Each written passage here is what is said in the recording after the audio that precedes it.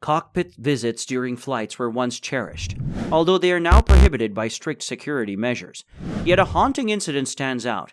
A tragic cockpit visit where a pilot's child took control, unleashing a crisis that would leave an indelible mark in aviation history. Stay tuned till the end to know more.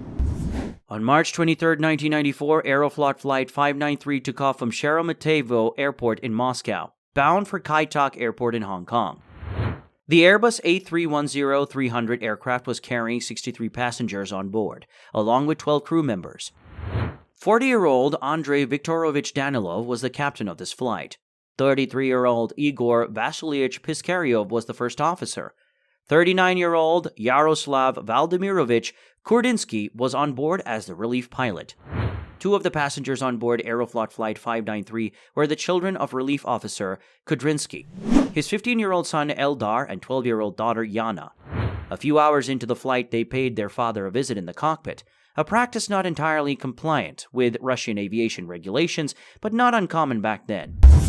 By this point, Captain Danilov had exited the cockpit to sleep, giving up his position to co-pilots Kurdinsky and Piskaryov.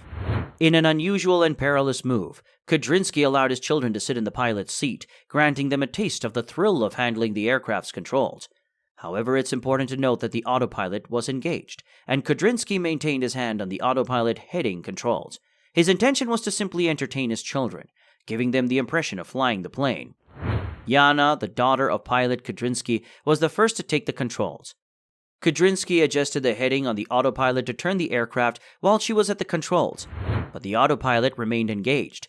His son Eldar then did the same but applied much more force to the control column. Piskaryov, the co-pilot, held the yoke while sitting in his seat, as Kudrinsky had not transferred control to him. Keep watching to see how the chain reaction of the crisis started. What the pilots were not aware of was that putting in manual input to the yoke not only disabled the lateral channel of the autopilot, but there would also be no audio or visual warning when the autopilot was only partially disabled. As a result, the autopilot control of the aircraft's ailerons was disengaged, leaving Eldar partially in control. Unfortunately, neither pilot noticed this until the aircraft started banking to the right. The pilots became confused as the flight path depiction shown on the screen changed to show a close 180-degree turn instead of the pre-planned route to Hong Kong. In the 9 seconds it took them to realize the problem, the aircraft's bank angle had steepened past 45 degrees to almost 90 degrees. The Airbus A310, like most commercial aircrafts, could not handle such a steep bank angle, and the aircraft started to descend rapidly. The rapid descent activated the autopilot's vertical channels, and since the autopilot was disengaged from aileron control, it tried to compensate by pitching up and increasing the thrust.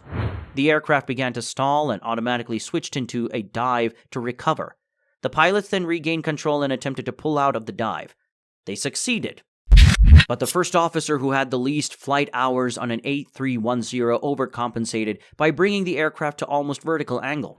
The plane reached weightlessness, and amidst the chaos, the co-pilots got no time to even send out a distress signal. The aircraft began to stall due to the steep angle and automatically switched into a dive to recover. The pilots finally managed to stop the plane from spinning, but the aircraft had lost too much altitude by now.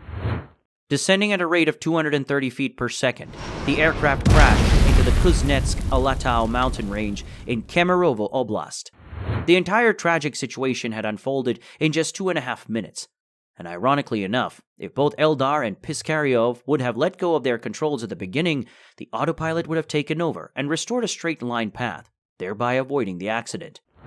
Nobody could figure out how the plane had dropped off the radar without even the trace of an emergency signal. The authorities assumed that the sharp fall might be due to an explosion or collision, and speculations of a suicide bomber arose. The investigation led to the discovery of the black box, which revealed the key factors: the pilot's limited experience with unfamiliar foreign aircrafts. The Airbus A310 was the first Western aircraft introduced to the Aeroflot fleet, as prior to 1990, Aeroflot solely operated domestically manufactured planes. Tragically, the crash claimed the lives of all 75 people on board. The accident highlighted the importance of proper cockpit procedures and the need for stricter safety measures.